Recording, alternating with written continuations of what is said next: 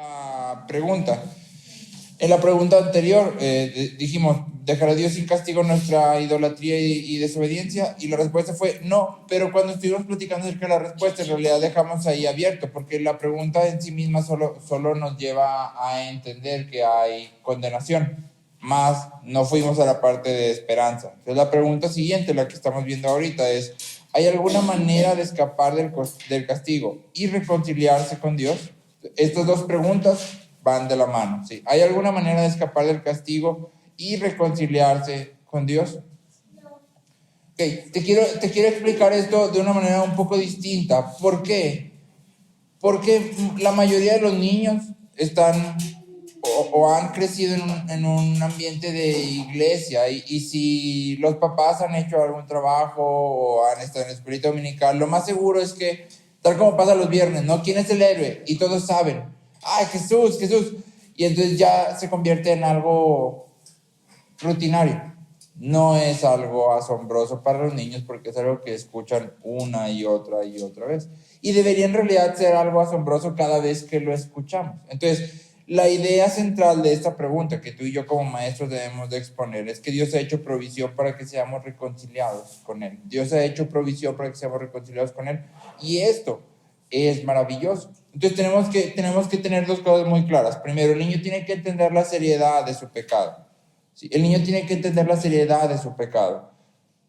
¿Te acuerdas de un ejemplo que poníamos hace mucho tiempo? Que si tú vas por la calle y le pegas a un señor que va caminando en la calle, te ve la policía, ¿cuál sería la consecuencia más normal?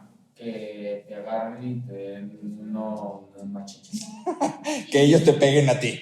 Sí. Vas por la calle y va caminando un policía y le pegas al policía. Seguramente te meten ya al bote. Vas caminando por la calle, va caminando el presidente y le pegas al presidente. 10 años de casa. Si es el de ahorita, yo creo que se lo sacado. No, pero la ley diría que tendrías que tener una consecuencia adecuada. Y entonces la acción es la misma, le estás pegando a un hombre. Pero dependiendo de quién sea el hombre, la consecuencia va escalando. ¿Sí? Entonces cuando tú y yo pecamos, es importante que entendamos que pecamos contra Dios.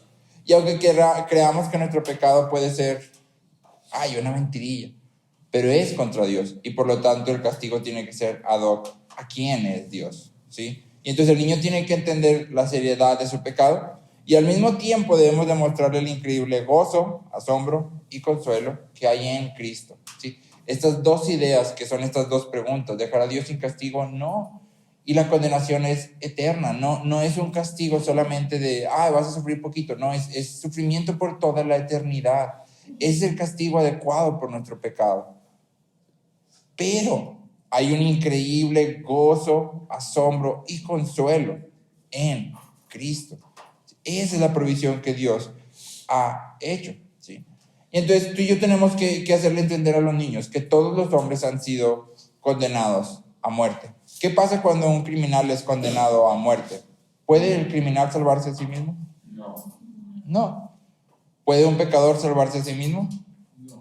No. Estamos condenados a muerte. Todas las personas estamos en lo que se conoce como el corredor de la muerte. La salvación no existe por nosotros mismos. ¿Sí? La posibilidad de salvarnos a nosotros mismos no existe. Entonces, en Isaías 53, 10 y 11, que de aquí sale el versículo de la semana, Isaías 53, 10 y 11, leemos: sin embargo, fue Dios mismo el que decidió humillarlo y hacerlo sufrir hasta la agonía. Pero el siervo ofreció su vida en sacrificio por nuestros pecados. Por eso tendrá una larga vida y llegará a ver a sus descendientes. Todos los planes de Dios serán realidad por medio de sus manos. Y después de tanto sufrimiento comprenderá por qué fue necesaria su obediencia y su intercesión, porque fue mediante su sufrimiento y por haber llevado sobre sí el pecado de muchos que mi siervo hará que ellos sean declarados inocentes y aceptados por Dios. Y te estoy leyendo en la Nueva Biblia Viviente. Entonces, Isaías profetiza acerca de Cristo cientos de años antes de que Cristo venga. Y esto es una parte del libro de Isaías que se conoce como el canto del siervo. Y se conoce así porque, si te fijaste, habla de un sirviente. Y esta es la parte que cuando llegamos a Cristo, los discípulos no logran entender. Ellos estaban esperando un rey, pero Cristo viene como siervo. Y si te fijaste, de hecho, la misma profecía de Isaías habla acerca de la muerte, pero también de la resurrección de Cristo, porque dice El siervo ofreció su vida, por eso tendrá una larga vida. ¿Qué te está diciendo? Va a morir y luego va a vivir. Está hablando de resurrección, ¿sí? Entonces, la idea aquí central es que Dios siempre tuvo un plan para darles libertad y vida a aquellos que merecen condenación y muerte. ¿Sí? Dios siempre tuvo un plan. Cuando tú y yo llegamos a Cristo, Cristo es el cumplimiento de Génesis 3:16. ¿Te acuerdas que dice Génesis 3:16? Cerca. Génesis 3:16. ¿No? Tu simiente le pisará la cabeza. ¿Sí? Tu simiente pisará la cabeza de la serpiente y tú le herirás el calcañar o el talón. Entonces, ese es el cumplimiento. Cristo es aquel que pisa la cabeza de la serpiente. Cristo es la respuesta a la pregunta del pueblo en 1 Samuel 6:20, donde el pueblo abre el arca, por curiosos, no sé a quién se le ocurre, pero abren el arca y entonces Samuel nos dice que mueren muchos de los hombres en el pueblo. Y entonces la pregunta de los hombres es, ¿quién puede estar delante del Señor, este Dios santo? En otra versión es, ¿cómo habitaremos junto con Dios? Cristo es la respuesta a esa pregunta. ¿Cómo podemos habitar junto con Dios? En Cristo podemos hacerlo, a través de Cristo, ¿sí? Y Cristo es el Rey prometido en el Salmo 2. Cristo es el cumplimiento de todo el Antiguo Testamento y de Cristo fluye todo el Nuevo Testamento. Toda la historia bíblica apunta a Cristo y fluye de Cristo. Y tú y yo tenemos que hacerles saber a los niños que Dios siempre tuvo un plan. Dios no estaba improvisando. Y es asombroso pensar que a pesar de nuestro pecado y nuestra maldad y que seguimos pecando, porque aún siendo cristianos, aún viniendo a conocer a Cristo y decir, creo en Él, seguimos pecando y aún así Dios nos sigue amando. Y eso debería provocar en nosotros asombro una y otra vez. El día que se convierte en algo plano, en algo que, ya me sé la respuesta a eso, implica entonces que realmente no lo estoy entendiendo. Lo sé intelectualmente, pero no lo estoy entendiendo. ¿Sí? No se está convirtiendo en vida en mi corazón.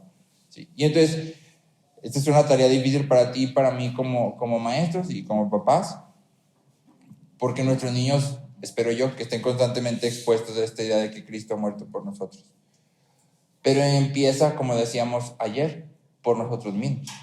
Vemos con asombro el sacrificio de Cristo, o se ha convertido simplemente en algo, sí, pues ya sé que Cristo, o sea, si te pregunto, ¿cómo puedes habitar con Dios? Pues Cristo perdonó mis pecados, pero no causa en mí nada. Entonces los niños van a imitar ese mismo patrón. Sí, Cristo murió por nosotros. Empieza con nosotros. Deberíamos de... algún autor, no recuerdo quién fue, dice que el asombro es la virtud cristiana. Esa es la virtud cristiana. Sí, el asombro es la virtud cristiana. Entonces, deberíamos de vivir en constante asombro. ¿Sí? Y te quiero ofrecer 2 actividades que puedes poner a los niños. Creo que es un poco más para los niños grandes, para los niños chicos habría que adaptarla. Pero haz estas 2 preguntas.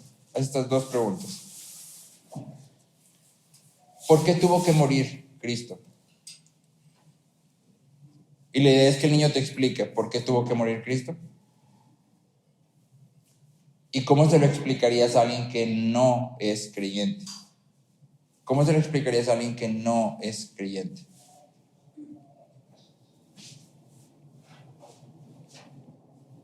Te recomiendo que busques en internet si puedes. Hay una página que se llama 2 Ways of Living, 2 maneras de vivir. Está en inglés y en español y básicamente es un folleto virtual. Pero es muy interesante ver cómo el folleto, creo que son 8 pasos que te explica 8 puntos así claves, chiquitos, en los que explica la historia bíblica de principio a fin y el evangelio en él.